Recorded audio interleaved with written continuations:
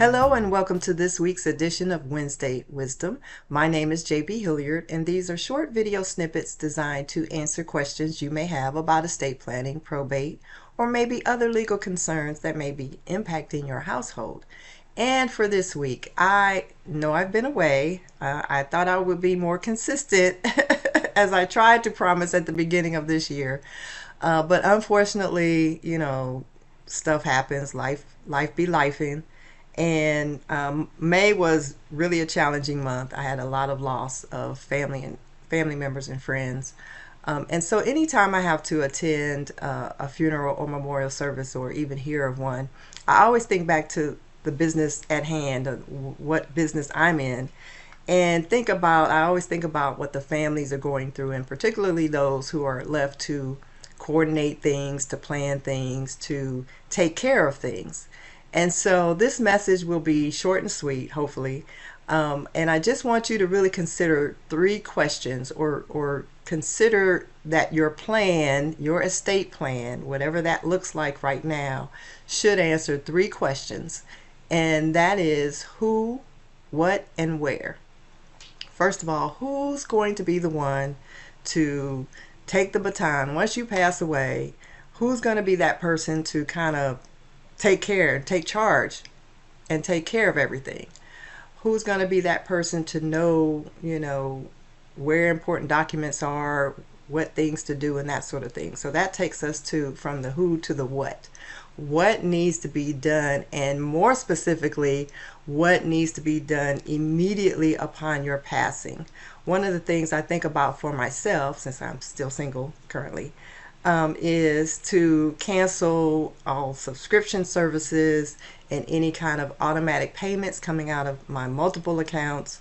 Not that I have a lot of money, I just have several accounts. But, to take care of canceling those things that are no longer going to be needed, especially if no one is in the house. And then the who, the what, and then the where. Where are your important documents? Do you have a life insurance policy, which you should? And if so, where is it? So people, your person, your who will know, to contact them, that company, that policy holder, and to get that part taken care of, especially if that life insurance is needed or intended to be used for your funeral expenses, memorial service expenses, that sort of thing. Where are your estate plan documents? If you have a will done, if you have a trust done, if you have any amendments to those documents, where are all of those documents kept? So who, what, and where should be the primary parts of your plan that should be documented and should be communicated to the who in that list.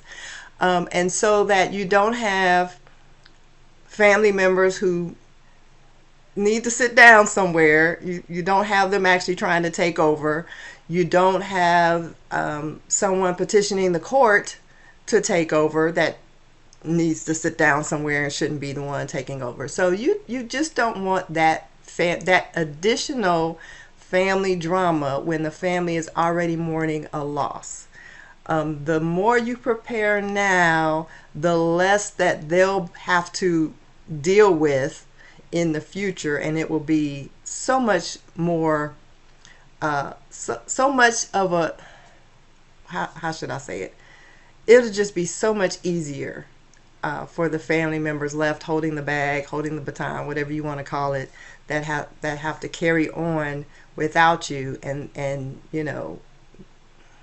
give them time to properly mourn and properly grieve without having to do all this running around and scrambling around. So with that said, I said it was going to be short.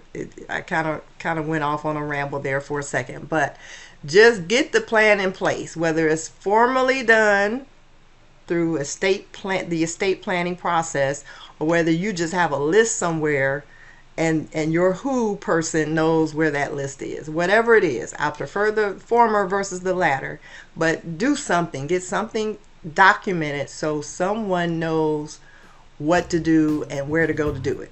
All right, so with that said, as always, I thank you for watching, and we'll see you next time.